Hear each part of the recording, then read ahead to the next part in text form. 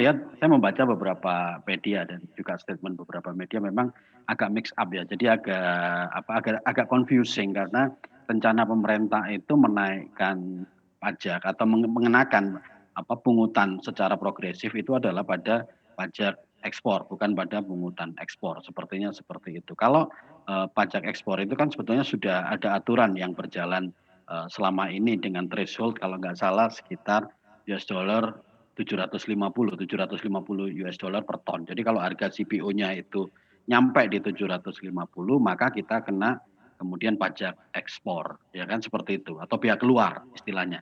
Tetapi di sisi yang lain seperti kita tahu bahwa industri sawit ini juga juga dikenai yang disebut dengan pungutan ekspor atau levy atau CPO fund yang itu dananya yang besarannya itu 55 US dollar, sekarang baru naik 5 dolar untuk CPO per ton yang itu dikelola oleh satu lembaga Badan Layanan Umum Pemerintah BPDB KS yang digunakan untuk mendukung program pengembangan industri kelapa sawit yang berkelanjutan termasuk untuk mendukung program biodiesel. Jadi itu dua aspek. Saya melihat rencana ini pertanyaan saya adalah apakah ini nanti sepertinya sih memang yang akan dikenakan progresif itu adalah pajak ekspornya, pihak keluarnya, bukan yang pungutan ekspor itu.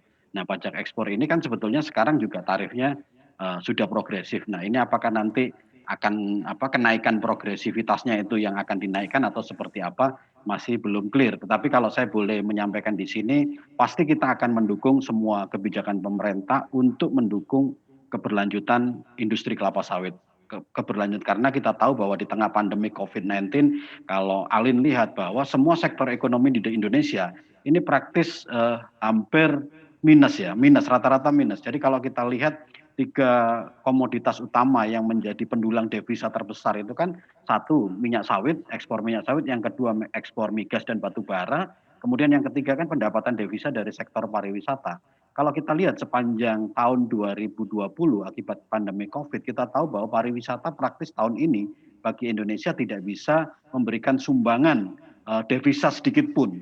Jadi ini udah hilang. Terus kemudian pendapatan dari ekspor migas dan batu bara, karena kita tahu harga komoditas minyak ini juga turun dalam level yang sangat rendah, pasti sumbangannya juga akan tidak besar. Kalau kita lihat sampai semester 1 tahun 2020, sumbangan devisa ekspor minyak sawit itu sudah mencapai 11 miliar US dollar. Jadi kita optimistis bahwa sampai akhir tahun 2020 sumbangan devisa ekspor nasional ini paling tidak sama dengan tahun 2019 yaitu sebesar 19 sampai 20 miliar US dollar. Ini angka yang sangat signifikan dan kita tahu bahwa ketika negara-negara lain mencatat pertumbuhan ekonomi yang minusnya sangat tajam seperti Singapura misalkan sampai kuartal 2 tahun 2020 ini mengalami kontraksi pertumbuhan ekonomi sampai 40%, Indonesia juga kontraksi tapi kontraksinya adalah 5%, sekitar 5%. Ini kita minus tetapi kita masih selamat karena kita punya komoditas minyak sawit. Nah,